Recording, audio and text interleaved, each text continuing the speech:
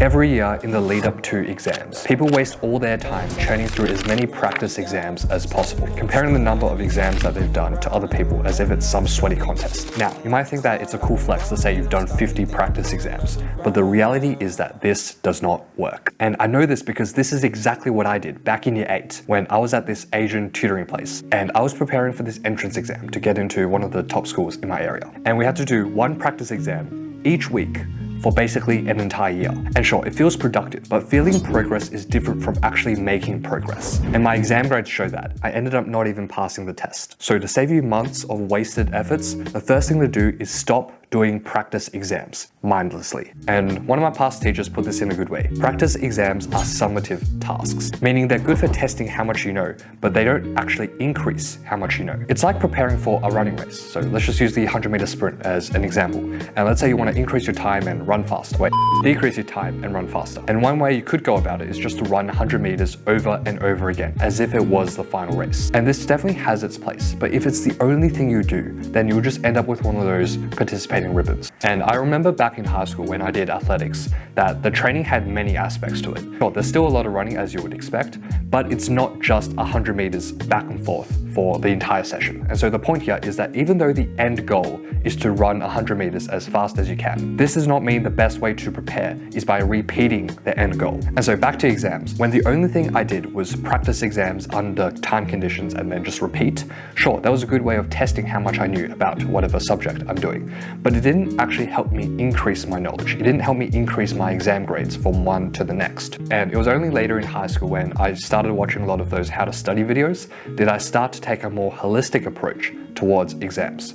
And here are the core things that I've learned summarized. First of which is quickly reviewing the content. This is kind of like the warm-up, and it's not meant to take that much time, but it is important because for me at least, it's been like a semester since I've looked at the content, and also because sometimes I'll look at my notes and go, wait, did we learn that? So quickly reviewing all the notes that you've made or the resources that you've been given, this is a good way to check that you still understand everything. And for me, it was helpful to either make a new set of summary notes based on all your new knowledge, or just edit my existing notes. And because by the end of the semester, you'll have a more holistic understanding of all the content and all the learning points, you'll be able to refine certain areas or link different concepts together. And this will help you form a nice set of summary notes, which is extremely useful when you're doing practice exams. Now, speaking of practice exams, everyone does some sort of practice papers, but not everyone gets the same result.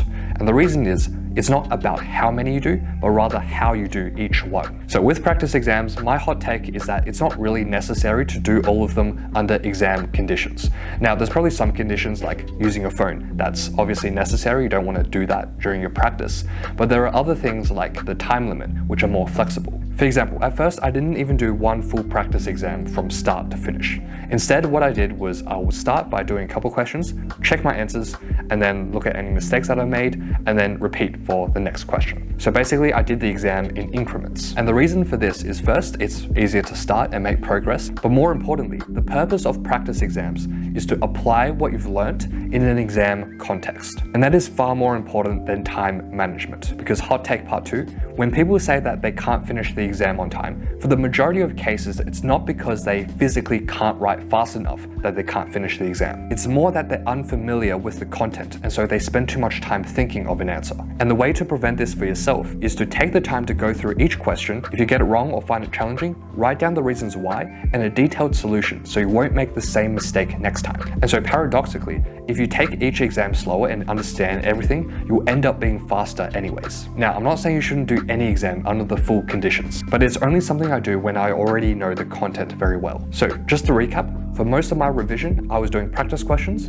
recording mistakes in a notebook, and repeat. And the middle step here is by far the most important, because if you don't write down your mistakes, then you'll just end up repeating them again. And as a result, you will struggle to apply what you've learnt to a new context. Another reason why this is crucial is because once you have a list of all your mistakes, you can kind of see if there's any trends. For example, is there a particular topic or question type that you struggle with? And then you can use practice exams to drill into particular areas of weakness. For example, when when I was doing maths exams, I really struggled with those long application questions. And so I ended up doing a lot of practice just by focusing on these questions.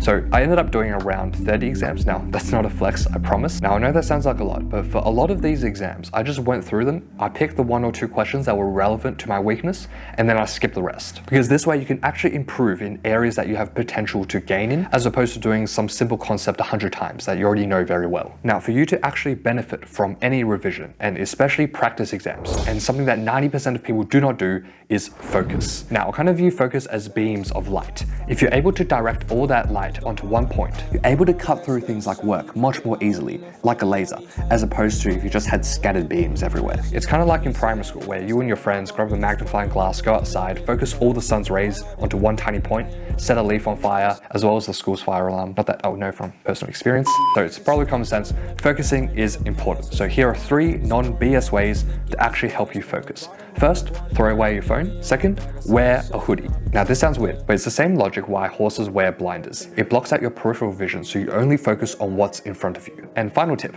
before you work, stare at a point in your room for 1 minute and then start your work. You're going to focus your visual attention on one point. It could be on your computer, it could be on the wall, it could be a horizon, it could be at a distance. And with some effort, you're going to hold your visual attention for 30 to 60 seconds. You just haven't really taught your brain how to focus. So start with your visual focus and then let your mental focus follow that. Now, these last 2 tips may sound kind of weird, but it's something I've learned from Stanford neuroscientist Andrew Huberman. And it's not often I say this, but his learning tips have helped me insanely well. And I cover everything I'm doing right now to learn faster in this video right here.